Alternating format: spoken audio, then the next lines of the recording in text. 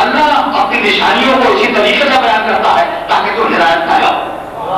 یہ دو طویل آیتیں میں نے اپنے سننے والوں کی حکمت میں بیان کیا. اب ذرا سا مجھے طویل جو احساس ہوگا. دیکھو بھائی اتقوا اللہ حق تقاتہ، اللہ کا تقوی اختیار کرو، جو حق ہے تقوی اختیار کرنے کا۔ کوئی میرا محترم سننے والا مجھے تقوی کے بارے بتا سکتا؟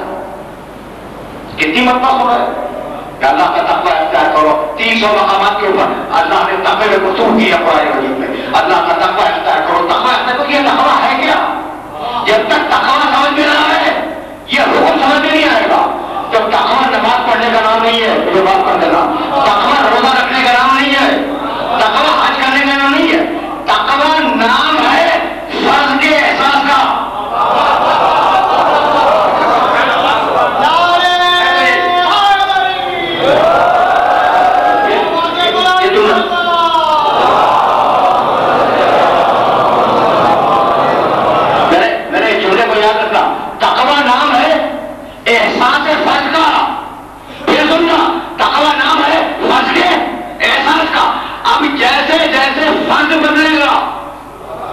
ویسے اس کی ادائیگی بدلے۔ ذرا سا نے بات کو سطح عمومی سے بلند کیا ہے، لیکن کسی نتیجے تک پہنچاتا ہوں، آرام سے سننا۔ 10 دقیقے تمہید میں میری ان باتوں کو توجہ کے ساتھ سن لو۔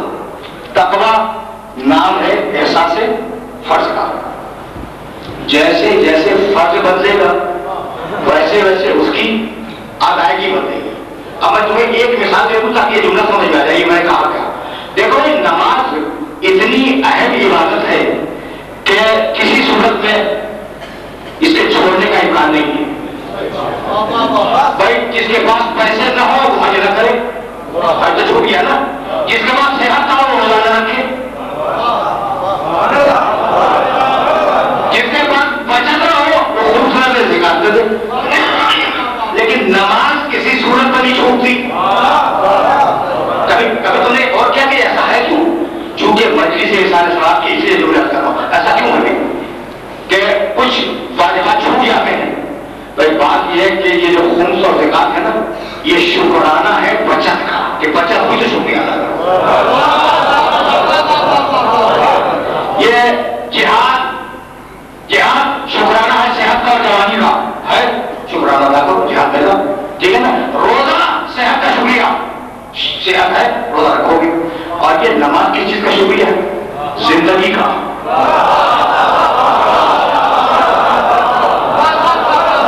یہ نماز کس کا شکریہ؟ زندگی کا۔ تو جب تک سانس ہے تب تک نماز ہے۔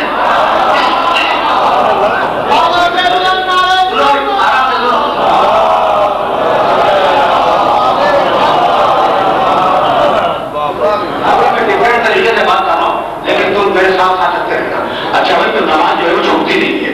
اب تمہیں بتاؤں شیطان کی کتابیں اگر تم دیکھو تو تمہیں ایک اندازہ ہوگا۔ جا رہا ہوں تقوی کی طرف۔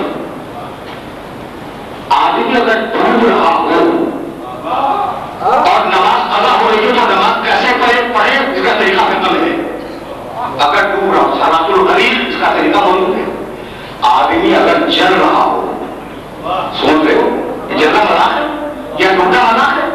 اگر جل رہا ہو نماز ادا ہو رہی ہو تو نماز کیسے پڑھے اس کا طریقہ فقہ کی کتابوں میں موجود ہے۔ صلاۃ الغریق، صلاۃ الغریق۔ کچھ سوچا میں نے سننے والوں نے کہ آدمی کا مرنا آسان ہے، ڈوبنا آسان ہے، آدمی کا چلنا یہ کوئی آسان کام ہے؟ اس وقت بھی شریعت کو اتنا اعتبار ہے کہ تمہارا ذہن حاضر ہوگا۔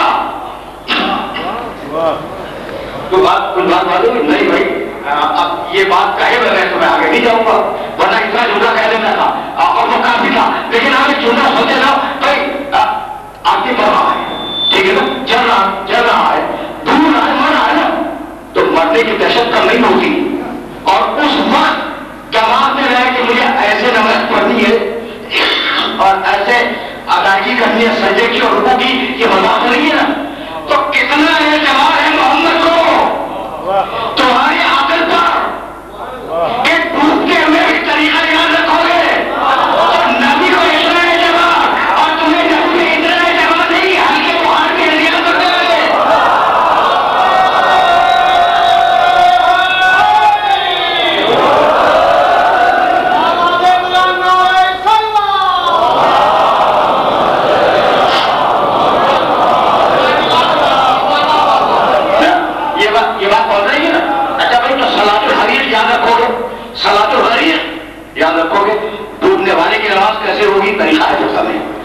چلنے والی کی نماز کیسے ہوگی؟ چل رہا ہے، طریقہ ہے فقہ کے اندر. تو نماز سے زیادہ امپورٹنٹ تو وہ چیز نہیں ہے نا، طے ہوئی بات. لیکن اب تمہارے سامنے ایک بات کہتا ہوں، اور تمہارے شہر میں جو نہر ہے وہ میں نے بھی دیکھی، وہ چھوٹی سی نہر. فرض کرو تھوڑی دیر کے لیے کہ نہر بڑی ہے، اور فرض کرو کہ 4 رکعت کا عصر کا وقت رہ گیا، کل 4 رکعت. فرض کرو کہ تم نماز پڑھنے نہر کے کنارے کھڑے ہوئے ہو. یہ ساری مفہومیں ہیں سپوزیشن. اچھا میں فرض کرو کہ تم نے دیکھا کہ ایسا ٹوٹ رہا ہے اس کے اندر، وقت ہے کل 4 رکعت کا. اگر اسے بچاؤ گے نماز قضا ہوگی. اگر نماز پڑھو گے تو ڈوب جائے گا. کرو گے کیا؟ یہی تو تقویٰ ہے. یہی تقویٰ ہے کہ کرو گے کیا؟ پھر سننا، تمہارے پاس 4 رکعت کا ٹائم ہے، اور 4 رکعت کا اگر پڑھو گے تو ڈوب جائے گا ڈوبنے والا. تمہارے سامنے ڈوب رہا ہے، تمہاری آنکھوں کے سامنے، ٹھیک ہے نا؟ تو اب تمہیں اگر بچانے جاؤ گے نماز قضا ہوگی، نماز پڑھو گے وہ ڈوب جائے گا. کرو گے کیا؟ تو بڑا آسان ہے کہ نماز کی قضا تو بعد میں ہو سکتی ہے، بچانے کی قضا ممکن نہیں ہے.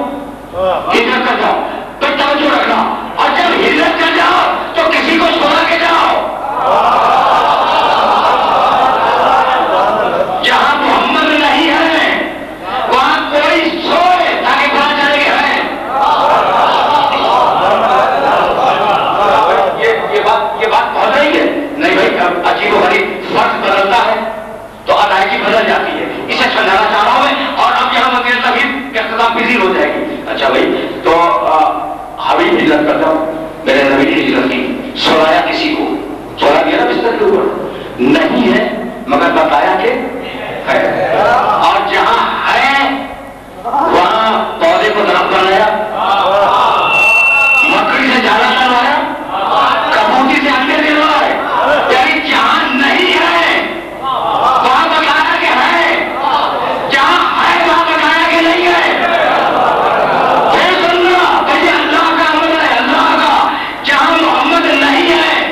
وہاں بتایا کہ ہے، اور جہاں محمد ہے وہاں بتایا کہ نہیں ہے. تو میں کہنا چاہ رہا ہوں کہ اگر ہمت ہو تو اللہ پہ اعتراض کرو کہ محمد کی جان بچانے کے لیے تقیہ کیوں اختیار کر رہا ہے.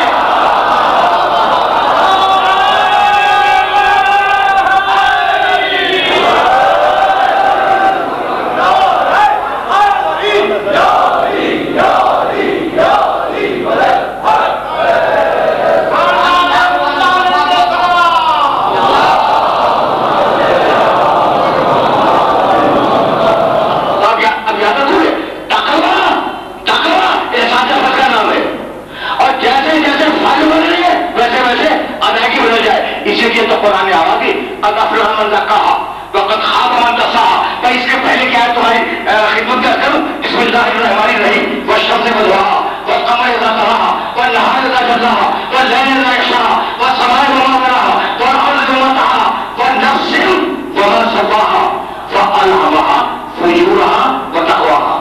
قسم ہے نفس کی کہ ہم نے اس نفس کو کتنا اچھا بنایا. بات تقوی میں تھی اور تقوی میں زیادہ رکھوں گا بھی صرف منزل کبھی سے تقوی تیسرا پھیلا تھا. بھائی بطل ہے ونفس وما سواہا، قسم ہے نفس کی کہ ہم نے اسے کتنا اچھا بنایا.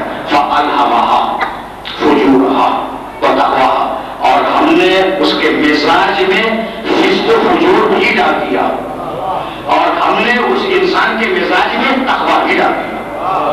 تو اب دو نظام ہے، ایک تقوی کا نظام، ایک فسق و فجور کا نظام.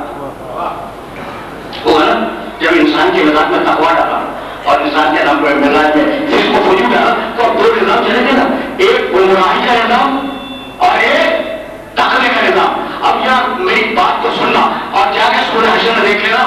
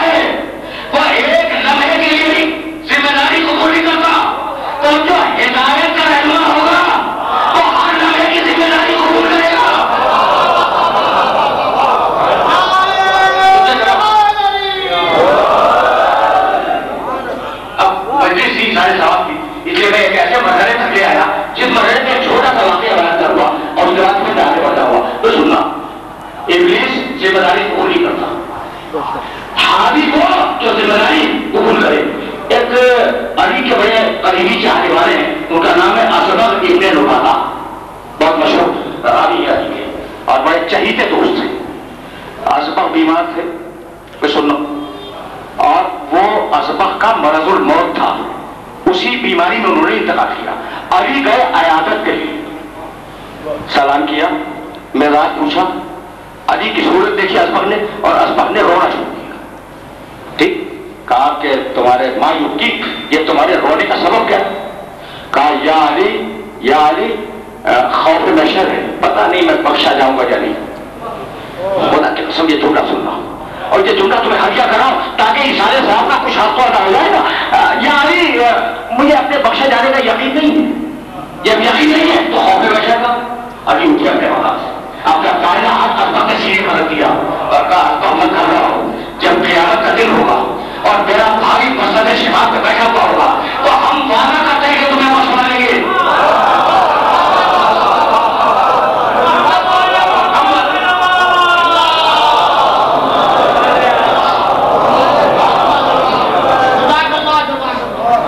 یہ روایت تم نے سن لی، اب یقین کرو کہ میں جب کوئی بات کروں تو اس کی ذمہ داری قبول کر لیتا ہوں اور میں پڑھنے کے بعد پڑھتا ہوں۔ علی نے کہا ہم بخشوائیں گے، علی نے دعویٰ کیا کہ قیامت میں ہم بخشوائیں گے۔ خدا کی قسم کھا کے کہہ رہا ہوں کہ اس خاندان کے علاوہ کسی کا دعویٰ تاریخ میں حدیث میں تفسیر میں نہیں ملا، کسی نے نہیں کہا کہ ہم بخشوائیں گے۔ میں بات کو اور باتیں کر دوں، خلفائے راشدین، خلفائے بنی امیہ، خلفائے بنی عباس، بڑے بڑے فقیہ، بڑے بڑے صوفی، بڑے بڑے اللہ والے، آنے سجدوں، آنے دادا، بڑے بڑے مسلمان بادشاہ گزر گئے۔ خدا کی قسم کسی نے دعویٰ نہیں دیا کہ ہم بخشوائیں گے سوائے آل محمد کے۔ اگر دعویٰ تو وہ کرے جسے اپنے بخشے جانے کا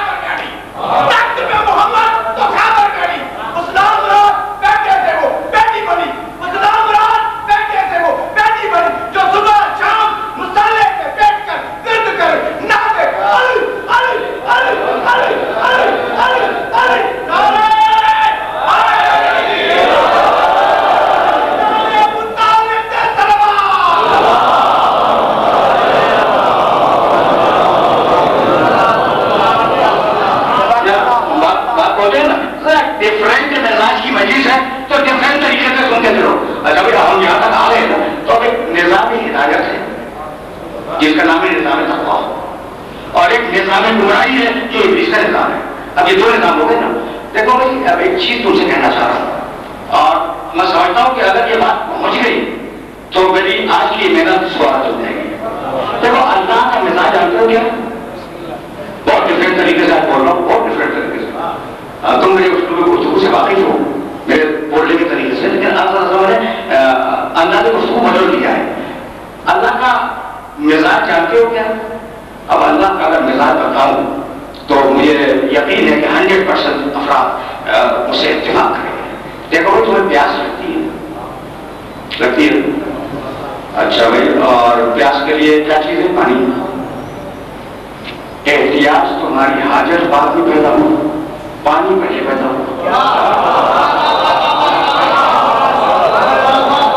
اس سے زیادہ آسان تو میں کر بھی نہیں سکتا کہ پانی تمہاری حاجت ہے، ٹھیک ہے، پیاس بجھتی ہے پانی سے، پانی پہلے پیدا ہوا، تم بعد میں پیدا ہو، تم چلے جاؤ گے پانی رہ جائے گا۔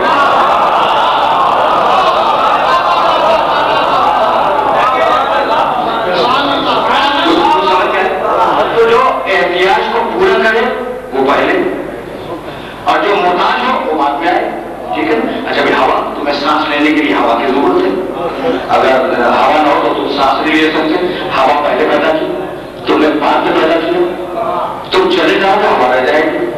تو جو چیز تمہاری ضرورت کو پورا کرتی ہے وہ تم سے پہلے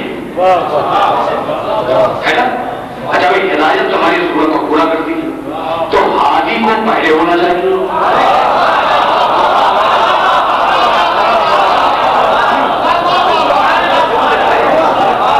میں ذرا اور آسان کرتا ہوں کہ بھائی زمین تمہاری ضرورت کو پورا کرتی, تم اس میں رہتے ہو. زمین تم سے پہلے تھی, تمہارے ساتھ ہے, تم چلے جاؤ گے زمین رہ جائے گی. پانی تم سے پہلے تھا, تمہارے ساتھ ہے, تم چلے جاؤ گے پانی رہ جائے گا. تو جو چیز حاجت کو پورا کرے وہ پہلے ہو, ساتھ رہے, بعد میں بھی باقی رہ جائے. پر ہادی ہماری سب سے بڑی ضرورت ہے. تم نہیں تھے, ہادی تھا, تم آئے ہادی ساتھ میں, تم چلے جاؤ گے ہادی زمین میں رہ جائے گا.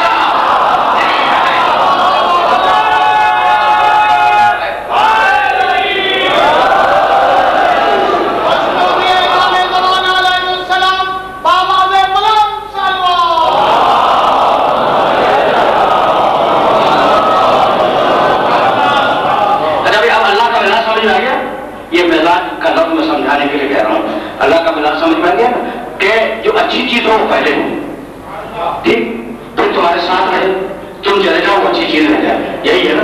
اچھا بھائی کیا خیال ہے کہ ہدایت اچھی چیز ہے یا گمراہی اچھی چیز ہے؟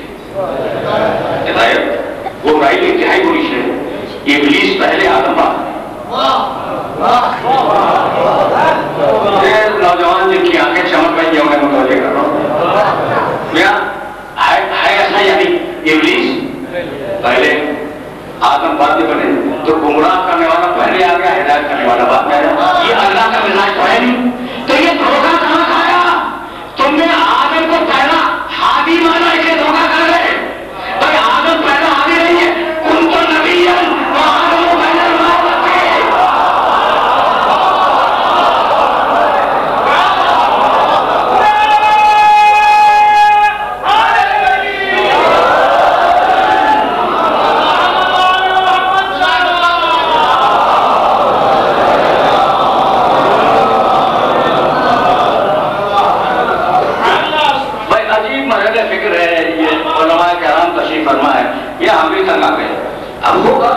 رہا ہوگا.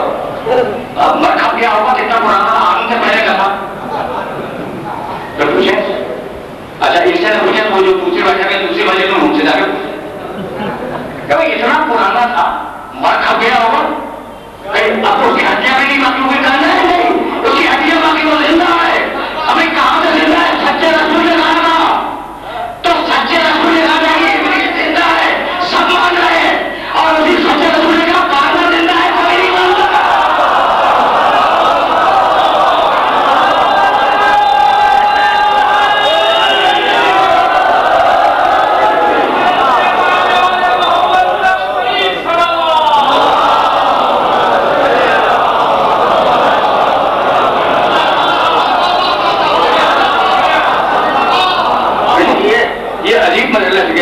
جس مرحلے سے کتنا رک جانا تھا تک وہ دوڑا میں جاتا تھا.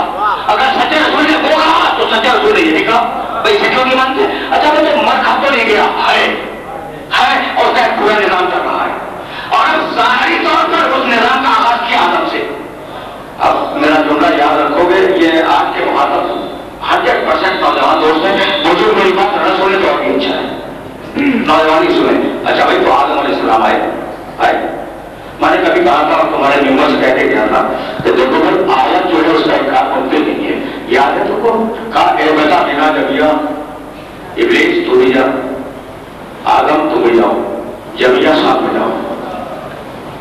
سن لیا ایک ایک لفظ میں کیا رکھیا, اے بیٹا تسمیہ کا سگائے, دونوں جاؤ مینا جنت سے, جبیا ساتھ میں کہنا جنت آدم کا وطن, جنت ابلیس کا وطن. اور قرآن کہتا ہے کہ تم دونوں جاؤ, ساتھ جاؤ. نکلے دونوں ساتھ, نکلے تو اب میں لفظ بدلتا ہوں. دونوں نے, آدم اور ابلیس دونوں نے ایک ساتھ ہجرت کی اپنے وطن سے.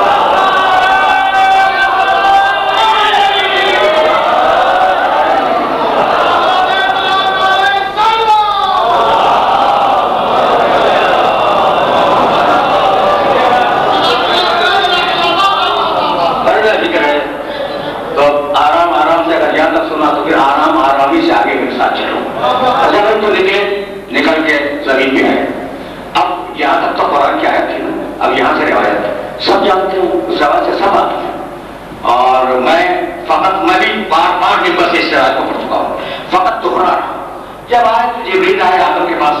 آدم جنت کے فراغ میں گریا کر رہے تھے اور آدم کو یہ احساس تھا کہ اللہ نے میرے کام کو ناپسند کیا.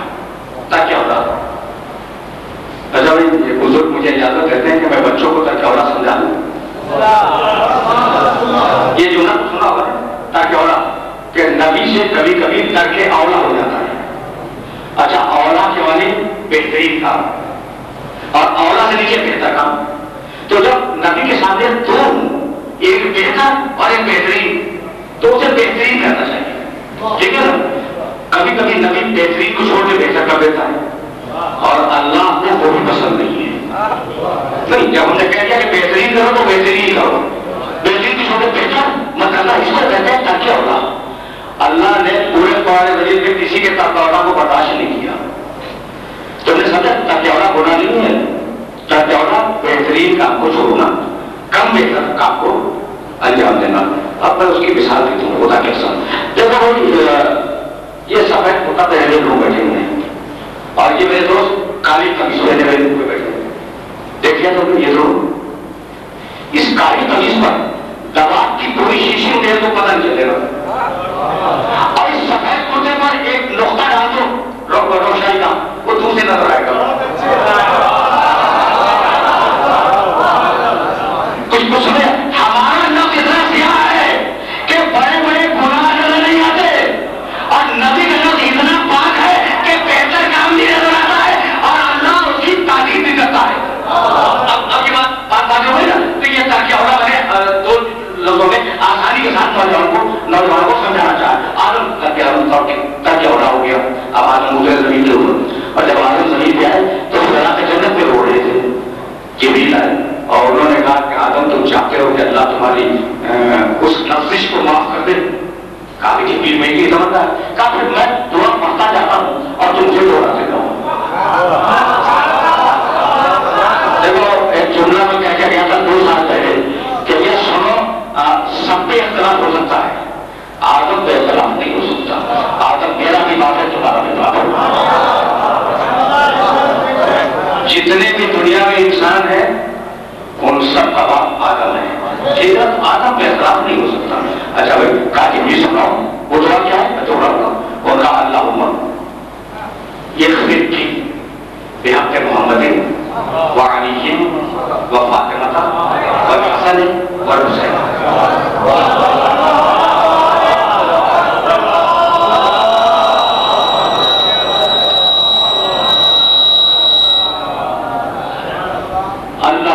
تب علیہ انک انت التواب الرحیم جو ہے منصور سیوطی کے روایت سے مالک تجھے واسطہ محمد کا واسطہ علی کا واسطہ فاطمہ زہرا کا واسطہ حسن کا واسطہ حسین کا تو میری توبہ کو قبول کرو میری مغفرت کر لے تو ہی میری توبہ کا قبول کرنے والا ہے. تو تم اولاد بنوا دو گی. ٹھیک کبھی کبھی جی چاہتا ہے انہیں ایسے بولنا نہیں پڑتا جس طریقے سے اس وقت بول رہا ہوں. کبھی کبھی میرا جی چاہتا ہے آدم کی اولاد ہونا. دیکھو تھیوریاں 2 ہیں. یہ آدم کی وراثت ہے. بہت توجہ رکھنا بہت توجہ رکھنا. محمد کا واسطہ علی کا واسطہ فاطمہ کا واسطہ حسن کا واسطہ حسین کا واسطہ یہ آدم کی وراثت ہے. یہ ہمیں آدم نے دیا ہے. توجہ میں بھول نا. اچھا بھائی تھیوریاں 2 ہیں. ہم کہتے ہیں کہ ہم آدم کی اولاد ہیں. ڈاک نکالتا نہیں بندر کی اولاد ہے. کچھ سمجھ آیا؟ تو جو آدم کی اولاد ہوگا وہ آل محمد کو مانے گا یا نہیں؟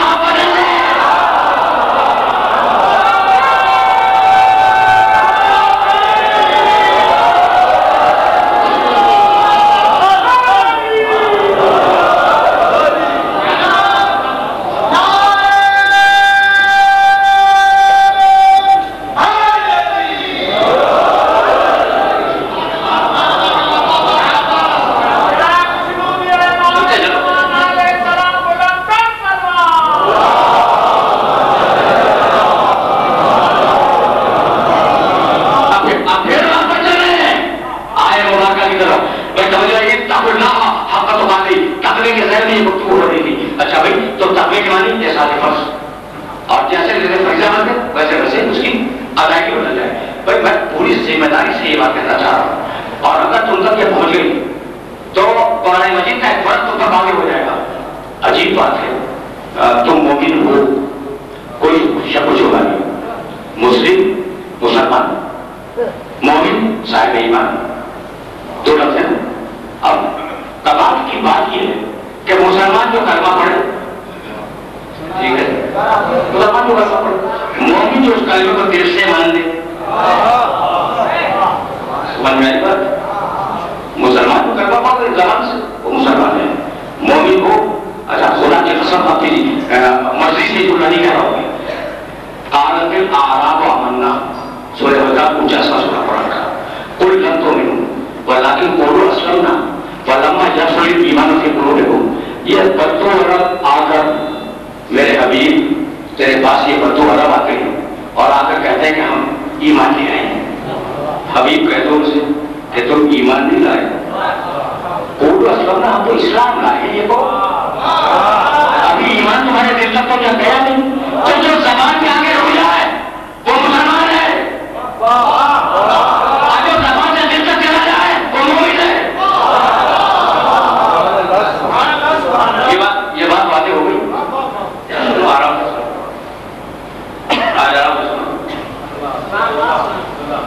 دیکھو بھائی, میرا طریقہ ہے کہ میں اپنے اسلوب گفتگو کو ہمیشہ قرآن کی آیات کی چھاؤں میں رکھتا ہوں. تو اگر حدیث پڑھوں گا اعتراض کرو گے, ابھی میں نے حدیث پڑھی ہے اس کی صنعت کی ذمہ داری قبول کرتا ہوں, لیکن آیت پہ کوئی اعتراض نہیں ہوگا نا, آیت پہ اعتراض نہیں ہوگا. تو یہ کیا تھا کہ ابھی تمہارے دلوں میں ایمان داخل نہیں ہوا, تم تو صرف زبان سے کہہ رہے ہو لا الہ الا اللہ محمد رسول اللہ, تو مسلمان ہو مومن نہیں. اچھا تو کلمہ کہاں ہوتا ہے؟ زبان پہ. سنو, کلمہ کہاں ہوتا ہے؟ زبان پہ. اور ایمان کہاں ہوتا ہے؟ دل میں. ٹھیک, ایک آیت اور اجازت میں پڑھ دوں گا, تھوڑا اور ریکارڈ بول لوں گا.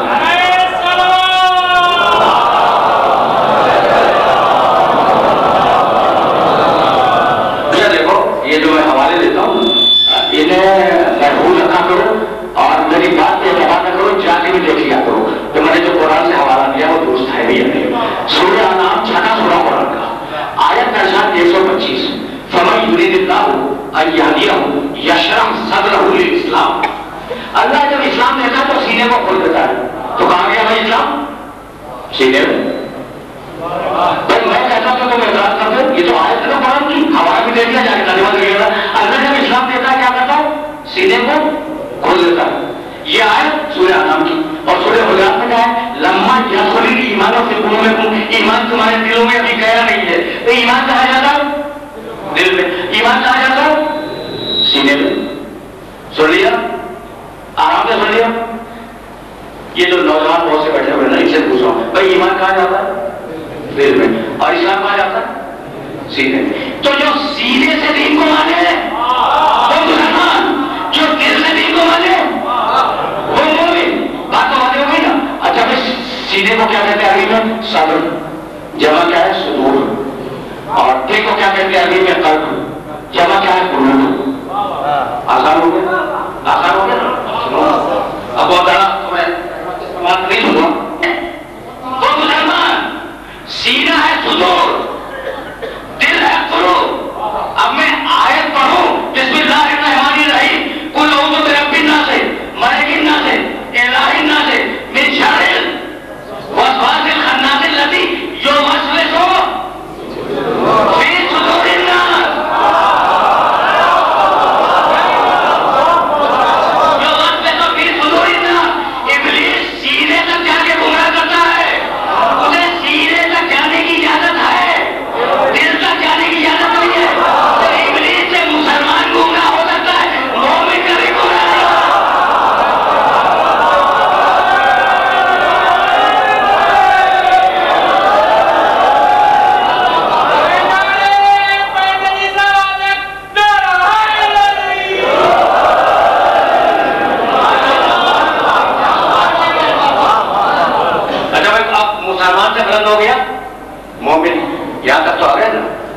میں بھی مومن ہوں، دعوت کرتا ہوں، تم بھی مومن ہو، ٹھیک ہے، لیکن اب کیا کرو گے کہ قرآن مجید میں بڑی برائیاں کی ہیں مومن کی. مجھے معاف کرنا، میرے پاس اگر آیتوں کا بہت بڑا ذخیرہ نہ ہوتا تو یہ جملہ نہ کہتا. اب وہ ساری آیتیں سناؤ گھنٹہ سر ہو جائے گا، لیکن یہ آیت کو سنتے جاؤ نا. سورہ مائدہ کی 5واں سورہ، یا ایھا الذین آمنوا، اے مومنو، اے ایمان لانے والو، من یرتد منکم عن دینہ فسوف یأتی اللہ بقوم، پوری آیت نہیں ہوگا. ایمان لانے والو، مومنو، اگر تم دین چھوڑ کے جانا چاہتے ہو تو چلے جاؤ. گئے ہوں گے کچھ دین کو چھوڑ کے. اب وہ میرا سبجیکٹ نہیں ہے کون گیا کون نہیں گیا، لیکن کچھ گئے ہوں گے یہ بھی تو کہا. کہنے لگا سورہ ہو جانا کہ یا ایھا الذین آمنوا لا تقدموا بین یدی اللہ ورسولہ، اے ایمان لانے والو اللہ رسول کے آگے مت بڑھو. تو بڑھ گیا وہ ہوگا کوئی رسول کا ساتھی رسول کے آگے.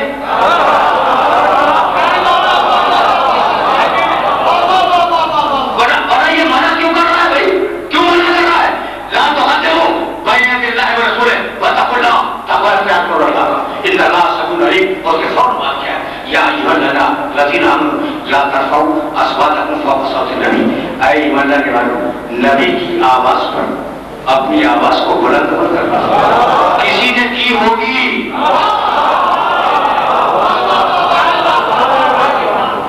یا معاف کر دینا جب میں بہت سخت لہجے میں بات کرتا ہوں یا تو کیا کہتا ہوں کہ قرآن کے پاس پارٹ 2 ٹائم نہیں ہے مفروضات بیان کرنے. کیا ہوگا کسی نے، کوئی پڑھا ہوگا رسول کے آگے، کہیں بھی بڑھ جائے، کہیں بھی بڑھ جائے، جنگ میں بڑھ جائے، جماعت میں بڑھ جائے،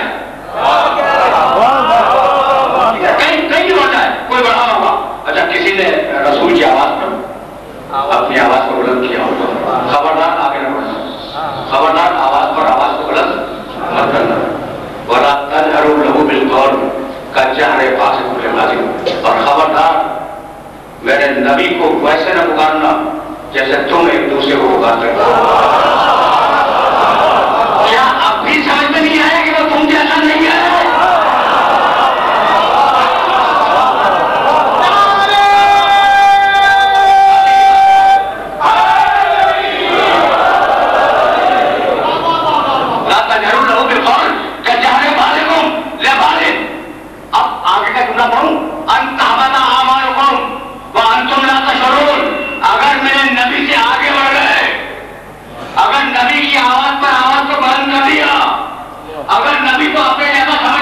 تو جانتے ہو میں کیا کروں گا؟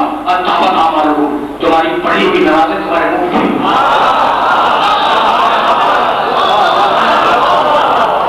تمہارے رکھے ہوئے روزے تمہارے منہ پہ پھینک دوں گا، تمہارا کیا ہوا حج تمہارے منہ پہ پھینک دوں گا، تمہاری دی ہوئی زکات تمہارے منہ پہ پھینک دوں گا. کیوں؟ اس لیے کہ نبی سے آگے بڑھ گئے. بھائی اللہ کا جلال تو دیکھو کہ اگر نبی سے آگے بڑھ گئے تو نماز منہ پہ پھینک دی جائے گی. تو خبردار نبی سے آگے نہ بڑھنا.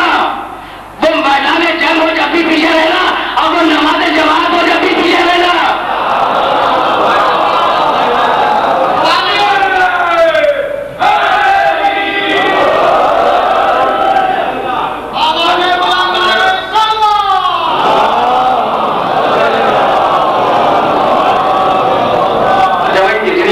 اتنی ڈانٹیں سن کے کچھ سمجھ میں آیا کہ مومن کو پوری طرح ڈانٹا اللہ نے. میں نے تو سورہ حجرات کی دو آیتیں پڑھی، سورہ مائدہ کی ایک آیت پڑھی، میرے پاس بہت آتے ہیں. تو مومنین کو ڈانٹتا ہے. اچھا بھائی یا ایھا الذین آمنوا، اے مومنو خطاب تو ہے لیکن پورے قرآن میں اے مسلمانوں خطاب بھی نہیں ہے.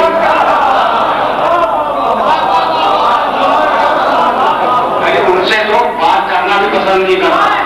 کم سے کم ڈانٹ ہی صحیح مومن سے باتوں کی، مومن سے باتوں کی. اب مجھے کہنے دو جتنا ڈانٹا ہے مومنین کو، ٹھیک ہے نا. اور سورہ یونس کی ایک آیت کو چھوڑ کے پورے قرآن میں جہاں بھی جنت کا وعدہ ہے مومن سے نہیں ہے. اب میں آیتیں پڑھوں گا، اچھا پوری نہیں پڑھوں گا اس لیے کہ اب کام وقت میں میرے پاس گنجائش نہیں ہے. اعدت للمتقین، ہم نے جنت بنائی متقین کے لیے. مسلمین اور مومنین اس فکر میں نہ رہے کہ ہمیں جنت مل جائے گی. میں یہ کہہ رہا ہوں، خدا کی قسم نہیں کہہ رہا ہوں، میں تو تمہیں آیات پیش کر رہا ہوں تمہاری خدمت میں. اعدت للمتقین، یہ جنت ہم نے بنائی ہے صرف متقین کے لیے. یہ بات اُزْلِفَتِ الْجَنَّةُ لِلْمُتَّقِينَ، یہ جنت جو ہم نے سجائی ہے، سنواری ہے اور ٹھیک ٹھاک بنا کر رکھی ہے للمتقین، متقین کی. مومنین مسلمین کی بات نہ کرتا تو آئے کیوں؟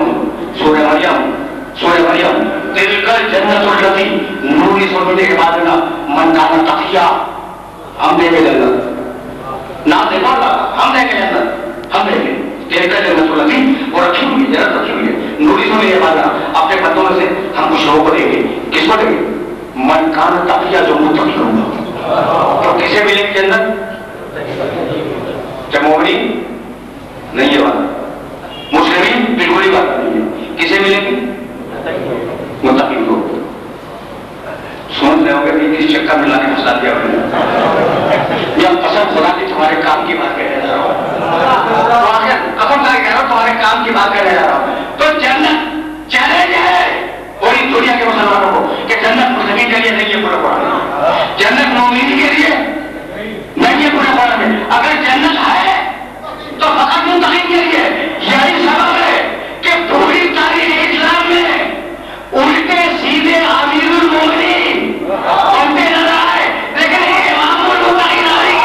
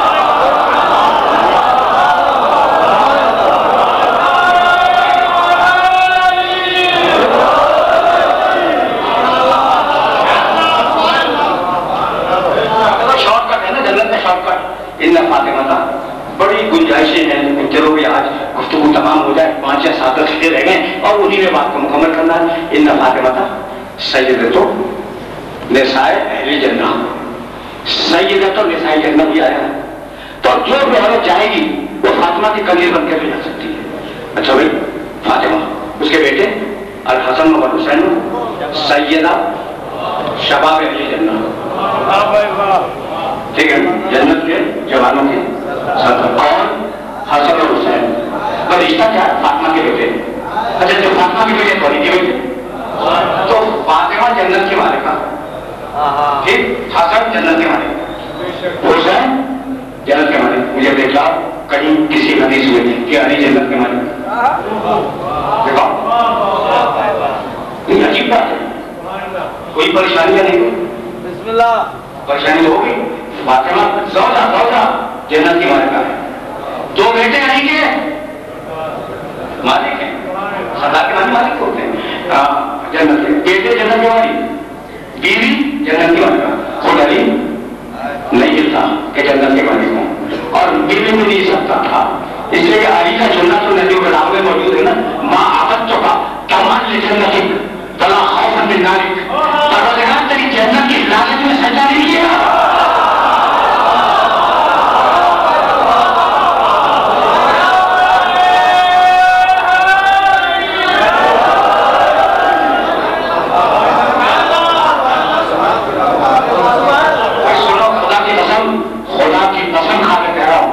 علی کے علاوہ یہ جنت کہہ نہیں سکتا. ماں عادت چکا کمان لے جنت, تیری جنت کی لالچ میں میں نے یہ سجدہ نہیں کیا.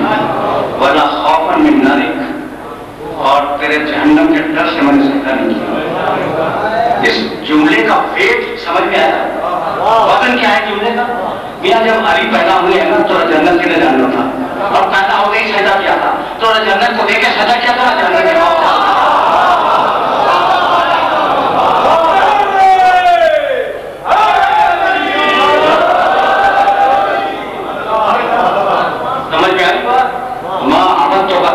جنت بڑا خوف من نارک. اس کے بعد جملہ تو سنو, طریقہ کیا ہے.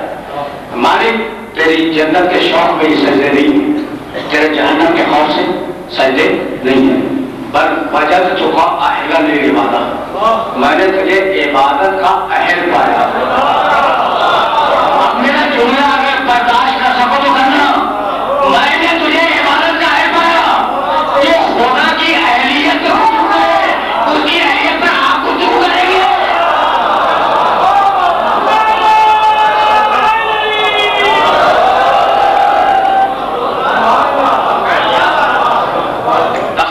تقریر آخری مرحلوں سے قریب آ گئی. اچھا بھائی تو کمال کا جملہ ہے, پر وجہ تو کا اہل نے کے بعد تجھے اہل پایا تو سجدہ کیا. فارمولہ دے دیا علی نے قیامت تک کے لیے کہ اگر کسی کی تعظیم کرنا تو اہلیت دیکھ کے کرنا, نہ کی تعظیم نہ کرنا. قیامت تک کے لیے علی نے فارمولہ دے دیا. اچھا بھائی ابھی جملہ اگر تھوڑا برداشت کرو تو کرو, چاہیے وہ تو اچھی بات نہیں ہے. اسے نہ جنت کا شوق ہے نہ جہنم کا خوف ہے, ٹھیک ہے نا. تو مالک زوجہ جنت کی مالکہ ہے, علی کے مالک, علی کے بیٹے جنت کے مالک ہے. کرے گا کیا, علی کو بچا کے نہیں جنت کا فکر مت کرو. جنت بنائی ہے میں نے, دوں گا محمد کی اطاعت میں, بٹواؤں گا اس سے.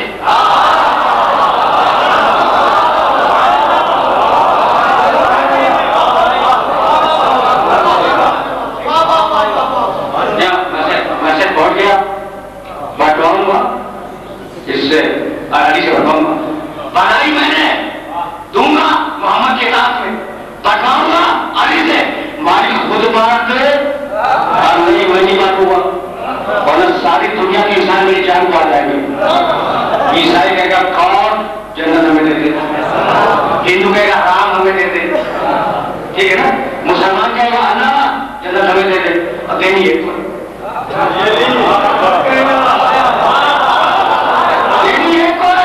تو میں اگر بانٹوں تو ساری دنیا کے انسان میری جان کو آ جائیں گے, میں نہیں بانٹتا. مالک اپنے حبیب سے بٹوا دے, کہا اگر اپنے حبیب سے بٹوا دوں تو 73 ہوتے اس کے چکر میں آ جائیں گے. یا رسول اللہ ہمیں دے دیجیے, یا رسول اللہ جنت ہمیں دے دیجیے. جو کہتے تھے یا رسول اللہ کہنا پیتا ہے, وہ بھی کہتے یا رسول اللہ.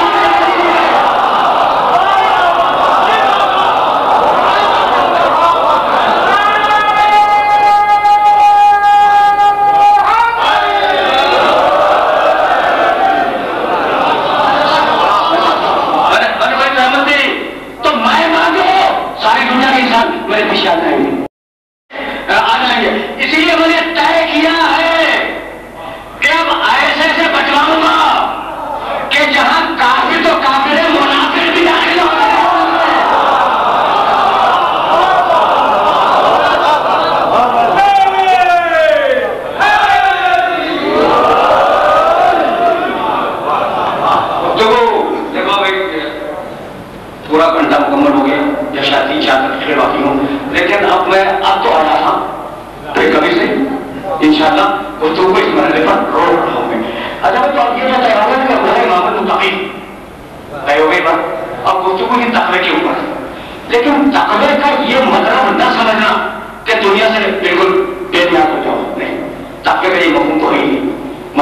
بتایا کہ تقویٰ فرض کی کا احساس ہے، اور جیسے جیسے فرض کی ادائیگی بدلے ویسے ویسے تقوی کا اسٹائل، تقوی کا منہ، تقوی کا مزاج بدلتا چلا جائے۔ اس بات کو میری اس بات کو آپ کے ذہن کے اندر محفوظ رکھنا، لا تنسا نصیبک من الدنیا، خبردار قرآن خبردار دنیا میں جو ہم نے تمہارا حصہ رکھا ہے تو بھولا نہیں، استعمال کرو۔ بہت اچھی ترک دنیا نہیں ہے اسلام میں، کبھی پھر سے روحانیت نہیں ہے اسلام میں۔ لا تنسا نصیبک من الدنیا، ہم نے دنیا میں جو تمہارا حصہ رکھ لیا کر دیا اسے استعمال کرو۔ خذوا زینتکم عند کل مسجد، زینت بھی کرو، صرف ضرورت نہیں تمہیں زینت کی اجازت دی ہے۔ زین للناس، بڑی آیت ہے، حب الشہوات من النساء والبنین والقناطیر المقنطرۃ من الذهب والفضة، بہت لمبی آیت ہے۔ ہم نے زینت دی ہے انسان کو، سونے سے، چاندی سے، سواریوں سے، کھیتوں سے، ہم نے انسان کو زینت دی، زینت نہیں استعمال کرو۔ والخیل، مختلف مقامات کے آتے پڑھو، والخیل والبغال والحمیر لترکبوها وزینۃ، یہ سواری کے جانور ہم نے اس لیے پیدا کیا کہ تم ان کا سواری کرو، اور یہ فقط سواری نہیں ہے، تمہارے لیے زینت ہے۔ دیکھو بھائی، آج کا پیغام دے کے جانا کہ انسان کو صرف ضرورت کا پابند نہیں کیا، زینت دی۔ سمجھ گئے؟ اب زینت یاد رکھو گے، اتنی ساری آئے ہو انسان تو اب ایک لفظ میں بتاؤں، زینب کے معنی جانتے ہو؟ زین و اب باپ کی زینت ہے۔ یہ عجیب و غریب بات ہے، جہاں تک میں تمہیں لے کے آیا، زین و اب سے مل کے بنا، زین زینت، اب باپ، زینب باپ کی زینت۔ عجیب بات یہ ہے کہ ایک دن علی کوفے کے منبر سے خطبہ دے رہے تھے، ایک بہت بڑا عیسائی عالم آ گیا اور اس نے خطبے کو سنا، گھبرا گیا، بیچ خطبے میں اٹھ کے کھڑا ہو گیا، کہنے لگا یا علی ما زینت کا خلافہ بل زینتہ، ارے آج میری سمجھ میں آ گیا کہ خلافت نے تمہیں زینت نہیں دی ہے، تم نے خلافت کو دی۔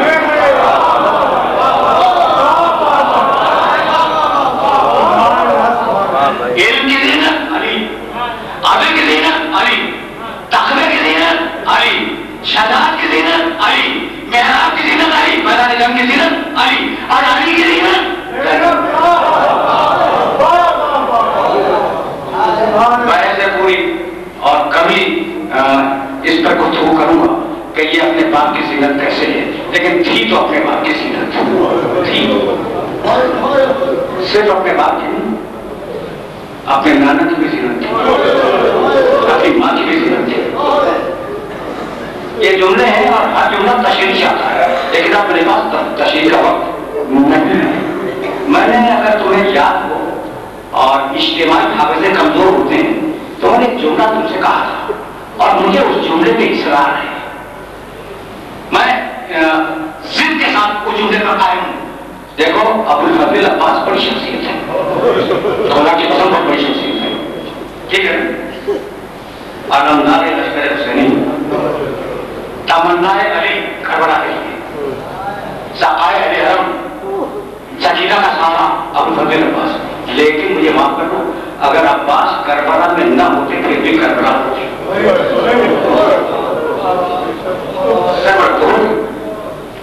میں نے ان جملوں کو جو میں کہہ رہا ہوں انہیں مقتل کی کتابوں سے ویریفائی کرے گا۔ اچھا بھائی، علی اکبر شبیہ رسول معصوم، نفس حسین سے معصوم، لیکن اگر اکبر کربلا میں نہ ہوتے کربلا تو ہوتی، کوئی بھی کربلا میں نہ ہوتا کربلا تو ہوتی۔ اور اگر وہ ششماہ جو اس دن کی سب سے بڑی شہادت ہے، اگر اصغر کربلا میں نہ ہوتا کربلا تو ہوتی، لیکن اگر شہزادی زینب کربلا میں نہ ہوتی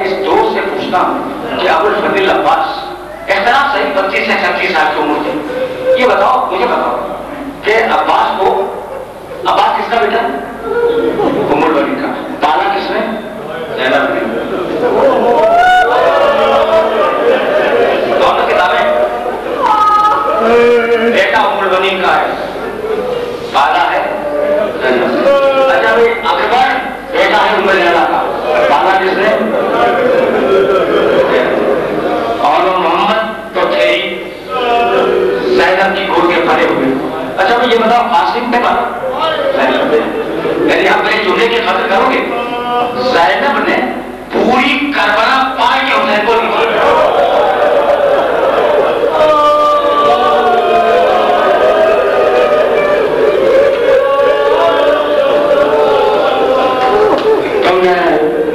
تم نے گریہ کیا, مجلس تمام ہو گئی, اور اب میں آگے نہیں جاؤں گا, لیکن میں جی چاہتا ہے میرا کہ میں جو جملے عرض کروں عبداللہ ابن سلام کی روایت سے, اور بات مکمل ہو گئی. یعنی اگر شہزادی نہ ہوتی کربلا نہیں ہوتی. بہن کل طے ہوا ہے کہ ہم مدینہ چھوڑ دیں گے, اب تمہیں ہمارے ساتھ جانا ہے. یہ کہہ کے حسین علی اپنی ماں کے قبر سے ودا ہونے کے لیے گئی, اور پوری رات شہزادی زینب کے گھر سے رونے کی صدائیں بلند رہی. جب یہ جملہ سنو, صرف شہزادی زینب نہیں رو رہی تھی, گھر کی ساری عورتیں رو رہی. ایک صحابی ہے عروہ غفاری, کان نہیں تھے, کان نہیں تھے, بہت تیرا گوشت تھے, بہت ہلکی آواز آتی تھی کان میں. اور جانتے ہو میں نے کیا لکھا ہے, کانا لا یسمع صوت القادم. یہ اتنے میرا گوشت تھے کہ بادلوں کے گھڑگھڑانے کی آواز کے کان میں نہیں آتی تھی. 28 رجب کی شب میں آدھی رات کے قریب گھبرا کے اپنے بستر سے اٹھی اور اپنی زوجہ سے کہنے لگے کہ کچھ بیویوں کے رونے کی آواز نہیں.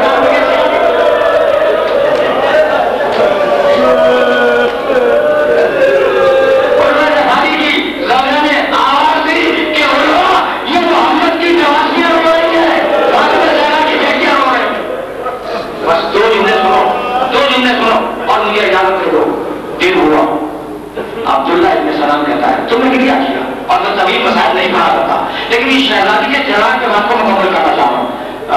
دن ہوا, کہتا ہے کہ میں راوی کہتا ہے میں شہر میں آیا مدینے میں, اور میں مضافات مدینہ میں رہتا تھا, غلے کی میری دکان تھی, میں مدینے آ کر غلہ خریدتا تھا, گھر جایا کرتا تھا. ہمیشہ میں نے مدینے والوں کو دیکھا کہ بالوں میں کنگھی کرتے ہیں, تیل لگاتے ہیں, کنگھی کرتے ہیں, آنکھوں میں سرما لگاتے ہیں, اتنے خوشبوش ادھر لگاتے ہیں, اتنے خوشبوش کہ لباس دیکھو تو تمہیں پسند آئے. ان کا حلیہ ملتے ہیں, مسکرا کے ملتے ہیں, بات کرتے ہیں, ہنس کے بات کرتے ہیں. لیکن جب میں 28 رجب کو مدینے میں داخل ہوا تو میں نے مدینے والوں کو دیکھا تیریبان کھولا ہوا, سر پہ خاک ہے اور ہر ایک کی آنکھوں میں آنسو ہے. میں نے پکار کے کہا بھائی ہو کیا گیا تمہیں, کہا تجھے نہیں معلوم محمد کا نوازا محمد کے شہر کو چھوڑ کے جا رہا ہے.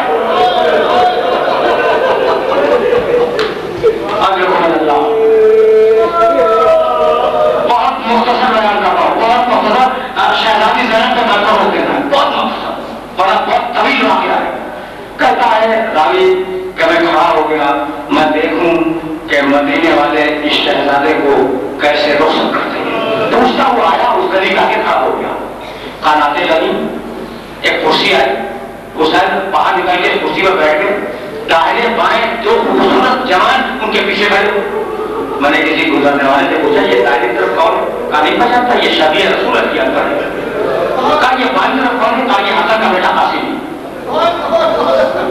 میں نے دیکھا کہ طویل قامت کا, لمبے قد کا نوجوان ہاتھ میں تلوار لیے ہوئے سواریوں کو بلا رہا ہے. اب سننا آپ نے جملے سننا.